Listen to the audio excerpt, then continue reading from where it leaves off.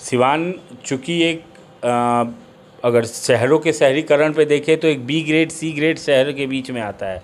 तो यहाँ पे अभी उतना जो मल्टी स्पेशलिटी हॉस्पिटल्स हैं उनका चलन अभी हुआ नहीं। जिस समय होगा तो हो सकता है आपको सिवान में नियर फ्यूचर में सिवान के अंदर भी आपको हो सकता है कि एक ही छत के अंदर सारी सुविधाएं मिल जाए और उन सुविधाएं के लिए मरीजों को खास करके आपको गोरखपुर या पटना की ज़रूरत ना पड़े। स्वागत है दोस्तों आपका हमारे चैनल में। सिवान ज़िले में हमारी टीम पहुंची हुई है और लगातार स्वास्थ्य को लेकर लोगों के बारे में जानने की कोशिश कर रहे हैं।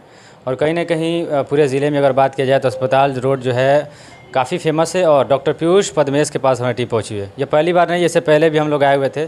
और शिशु रोग विशेषज्ञ जितने भी मरीज़ हैं, ख़ास बात यह कि ये शिशु रोग विशेषज्ञ हैं और आजकल बच्चों में विभिन्न तरह के बीमारियां देखी जा रही है। जो नवजात बच्चे होते हैं या छोटे छोटे बच्चों में काफ़ी तरह के नए बीमारियाँ आ रही हैं, उनको लेकर भी हम बात करेंगे। पीयूष पद्मेश, शिशु रोग विशेषज्ञ सिवान। पहली बात तो सभी दर्शकों को और सभी सिवान वासियों को मेरे तरफ से रक्षाबंधन के अवसर पे हार्दिक शुभकामनाएं। सभी उम्मीद है कि सभी कोई स्वस्थ रहेंगे, सुखी रहेंगे, इसीलिए मेरे तरफ से सभी को हार्दिक शुभकामनाएं। डॉक्टर साहब, नवजात शिशु रोग विशेषज्ञ आप चूँकि कहीं ना कहीं सिवान में काफ़ी नाम भी आपका काफ़ी फेमस भी हैं और बहुत सारे पेशेंट, बहुत सारे ऐसे केसेस भी आपने हैंडल किया है, बहुत क्रिटिकल केसेस जो बड़े बड़े शहरों में उस तरह का इलाज होता था, लेकिन उन जैसे मरीजों को भी आपने इलाज कराया है। वैसे हमने बहुत सारे मरीजों को दिखाने की कोशिश भी किया है। तो अभी फ़िलहाल चूँकि आप डॉक्टर हैं और काफ़ी सारे मरीजों को देखते हैं डेली, किस तरह के पेशेंट्स आ रहे हैं अभी और क्या लग रहा है कि अभी जो माहौल चल रहा है, अभी जो मौसम चल रहा है, उसमें किस तरह की सावधानियाँ बरतनी चाहिए? हाँ, अभी तो मौसम जो है वो काफ़ी परिवर्तन वाला चल रहा है। किसी दिन धूप हो रही है, किसी दिन बारिश हो रही है।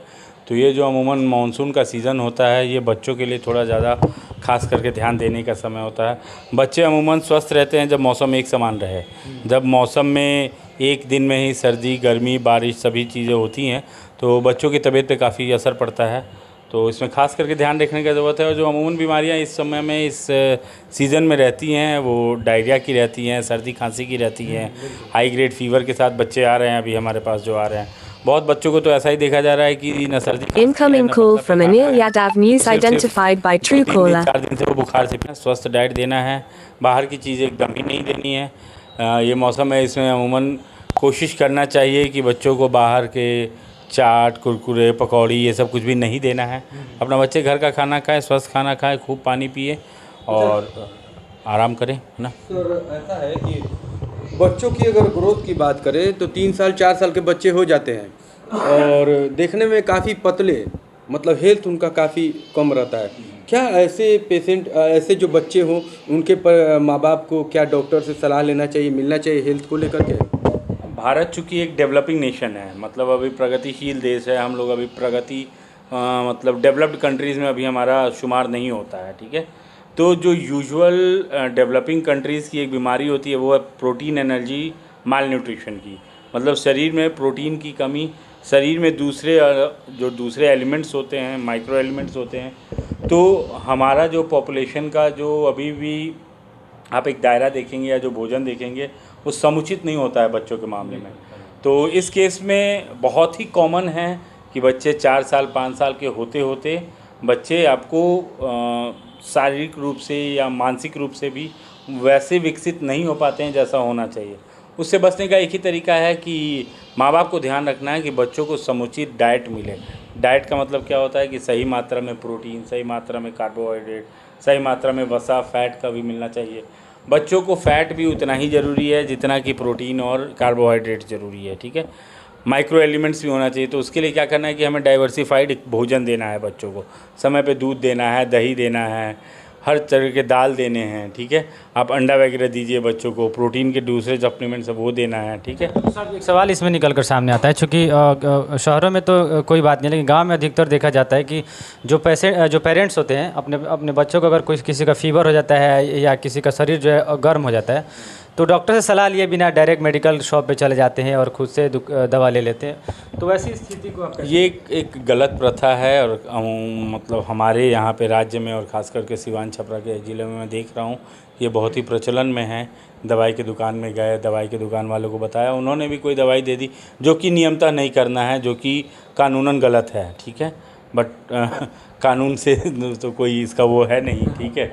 मरीजों के साथ भी समस्या है कि हर जगह डॉक्टर उपलब्ध नहीं है, ठीक है, या फिर वो जा नहीं पाते हैं, जो भी कारण उनके रहें, ठीक है।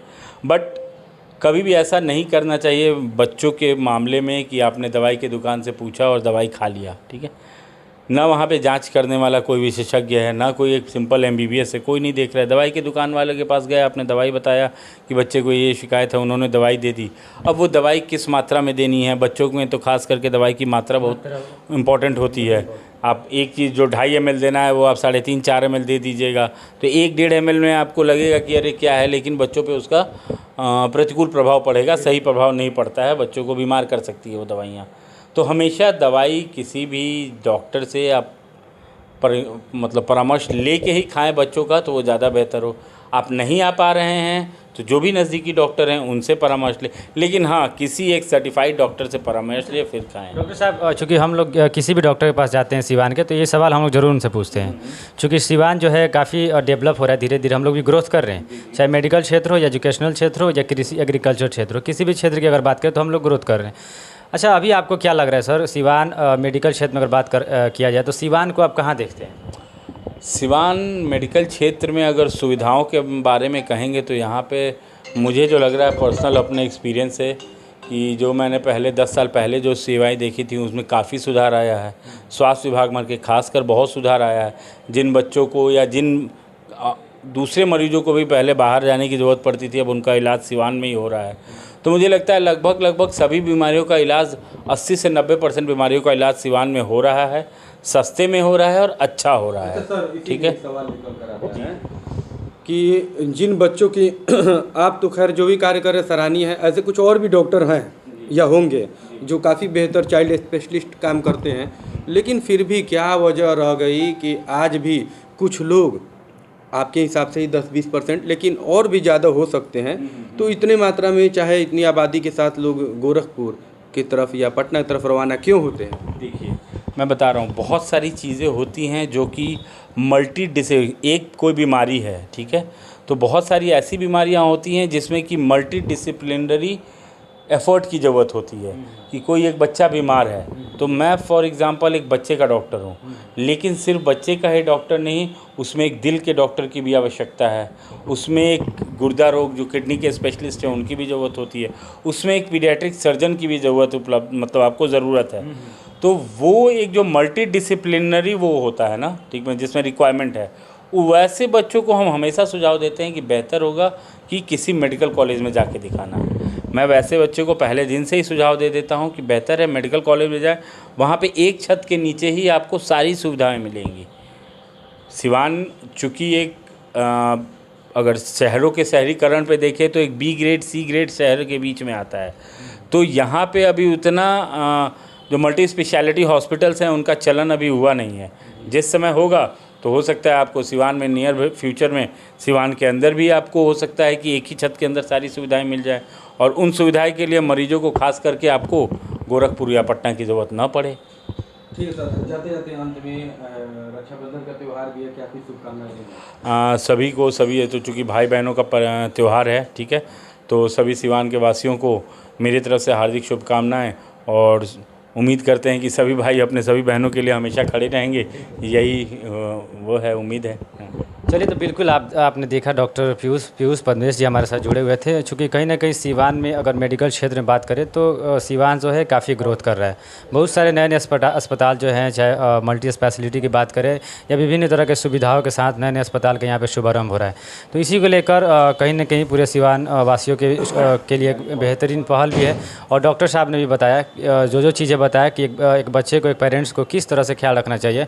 चूँकि आप छोटी छोटी गलतियाँ करते हैं, लेकिन आगे चल के वही जो गलतियाँ है बड़ा हो जाता है, फिर आप बड़े बड़े अस्पताल में जाते हैं और फिर वहाँ पे डॉक्टर जो है जवाब दे देते हैं। तो कहीं ना कहीं आप जो छोटी छोटी गलतियाँ करते हैं, चाहे मेडिकल शॉप पे जाकर बिना डॉक्टर से एडवाइस लिए दवा ले लेते हैं, तो इन सब चीज़ों से आप ज़रूर बचें। चलिए, फ़िलहाल कमेंट करके ज़रूर बताइएगा जो सवाल हमसे छूट गया हो, आप कमेंट कर सकते हैं। फिर अगली बार हम सर से मिलेंगे और उस सवाल इनसे ज़रूर करेंगे। धन्यवाद।